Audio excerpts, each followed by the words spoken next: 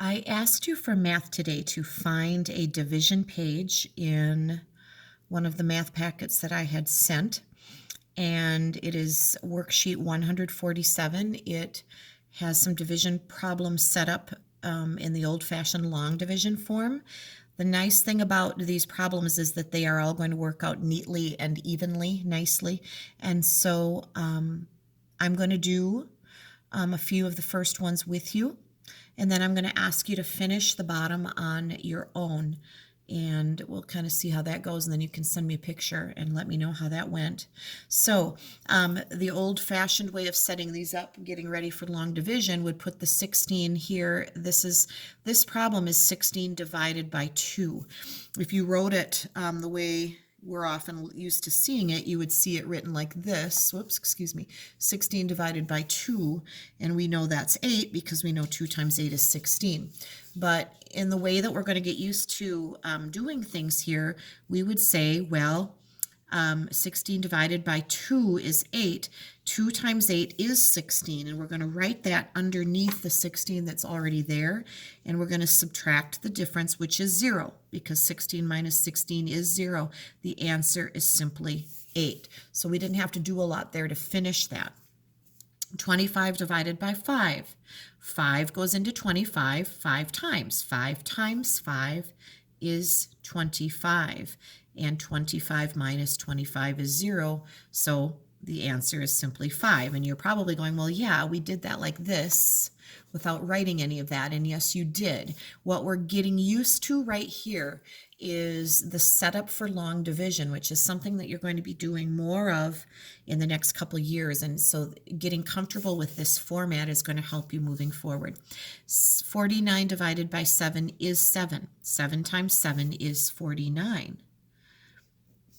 And 49 take away 49 is 0, so the answer is simply 7. Going along, 6 times 6 is 36, right? So 36 divided by 6 is 6. There's nothing left over.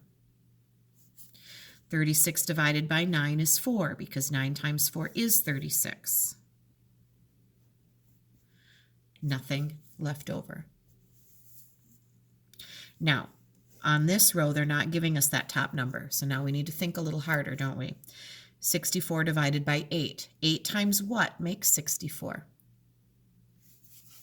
Well, if you've memorized your multiplication facts, you know that 8 times 8 is 64, and there's nothing left over there.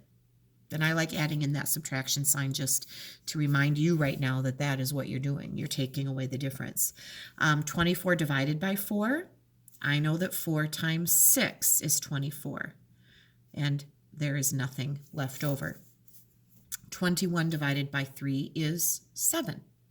3 times 7 is 21, nothing left over. 35 divided by 5. I know that 5 times 7 is 35, with nothing left over. 48 divided by 6. I know that 6 times 8 is 48, nothing left over. Are you following? I'm hoping that's making sense. I'm going to do this last row with you. Now, what's missing here? They have the divisor missing. I think it's called the divisor, old-fashioned word. 36 divided by something is 6. Well, I know that would be 6 because 6 times 6 is 36. 36 divided by what equals 9? Well, I know 9 times 4 is 36. So they just took off the number that you're dividing by. 42 divided by what equals 7? I know that 6 times 7 is 42. 15 divided by 3 would be 5. And 72 divided by 9 would be 8. Now, the bottom 3 rows, with the exception of this one problem here, are unfinished. This is the part that I'm going to ask you to do by yourself, and I am not showing you the answers because I want you to show me the answers, and I would like to see these answers written like these examples up here. So now you have all of these examples to go on and to use, and they might even have some of the same ones, hint, hint, up there. So if you're stuck, but use the examples and see what you can do with that. The other page that I asked you to look at, I think was from a different packet. So we've got two different packets we're still pulling from here. Hopefully that you still have these things, right? And so if you see an 8 with the parentheses like this around that, that is the same as 8 times 7.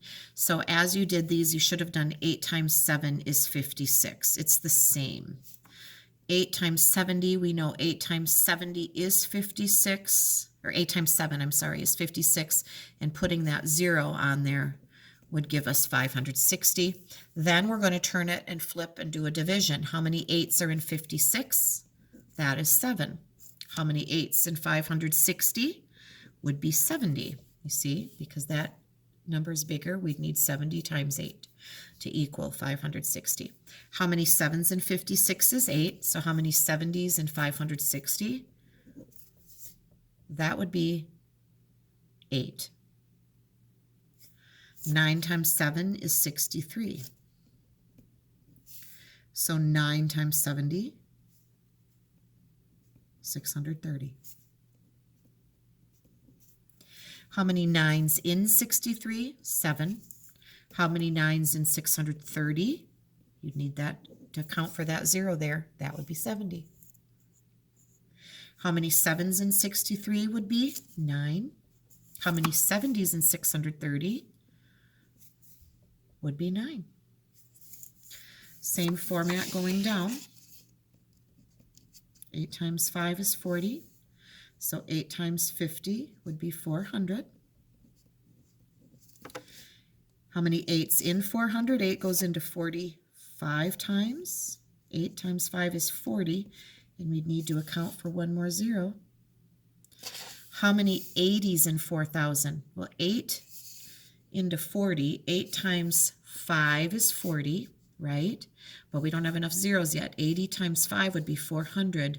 We're going to have to put a 0 there too in order to get up to 4,000. And if you checked 80 times 50, if you're kind of confused about how many zeros to add, 8 times 5 is 40 with 2 more zeros.